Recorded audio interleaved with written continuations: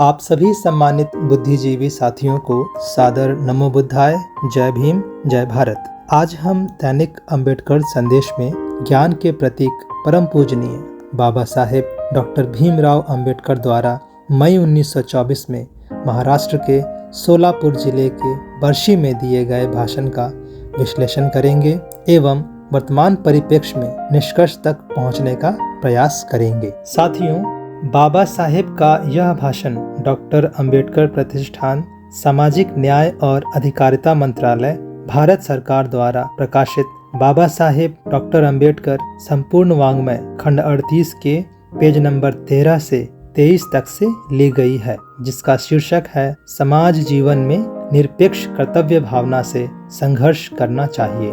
साथियों, बाबा साहेब द्वारा दिए गए इस भाषण को वीडियो के माध्यम से सरलता से समझने हेतु इसे 4 भाग में बनाया गया है। अपने इस भाषण के पहले भाग में बाबा साहेब यह बताते हैं कि भारत में अस्पृश्यता प्राचीन रोमन और यूनान की गुलामी प्रथा से भी ज्यादा बुरी स्थिति क्यों और कैसे है।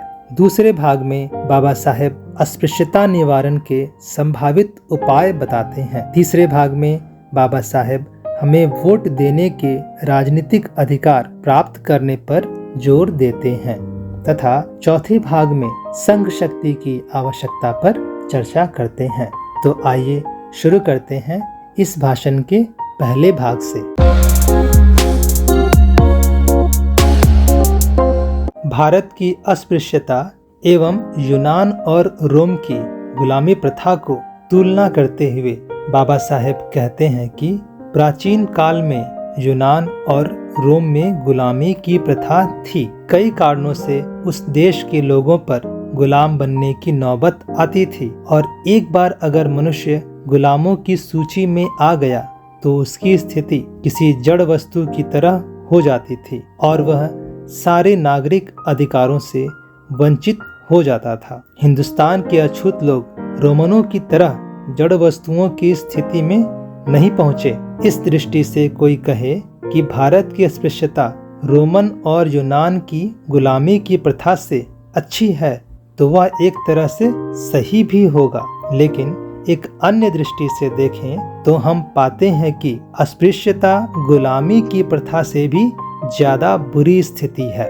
रोम का इतिहास इस बात की गवाही देता है कि गुलाम लोग गुलामी से मुक्त होकर स्वतंत्र नागरिक की स्थिति में जा पहुंचे हैं, मगर हिंदुस्तान के इतिहास में अस्पृश्यों से स्पृश्य बनने का एक भी उदाहरण नहीं दिखाई देता है। रोमन समाज की गुलामी की प्रथा एक काल विशेष की स्थिति थी, उससे छुटकारा पाने के कई रास्ते थे। इसके विपरीत अस्पृश्यता त्रिकाल बाधित स्थिति है और उससे मुक्ति का कोई रास्ता नहीं है। जो जन्म से अस्पृश्य है वह मृत्यु तक अस्पृश्य ही रहेगा। इस कठोर नियम के कारण सदियां गुजर जाने के बावजूद भी अस्पृश्य समाज अस्पृश्य ही है। इसके अलावा कई मामलों में यह भी कहना पड़ेगा कि हिंदुस्तान की अस्पृश्यता रोमनों की गुलामी की प्रथा से भी ज्यादा बुरी है। यह कहने में कोई ऐतराज नहीं है कि रोम में गुलामी की प्रथा गुलामों की प्रगति में जितनी बाधक थी उससे भी कई गुना ज्यादा अस्पृश्यता हमारी प्रगति में बाधक बन रही है। आगे बाबा साहेब कहते हैं कि हम पर आरोप लगाए जाते हैं कि हम गंदा व्यवसाय करते हैं, जानवरों को काटते हैं, छीलते हैं, गटर नालों की सफाई करते हैं, गंदे कपड़े पहनते हैं, इत्यादि इत्यादि। ऐसे 1-2 नहीं बल्कि 9 लाख आरोप हम पर लगाए जाते हैं।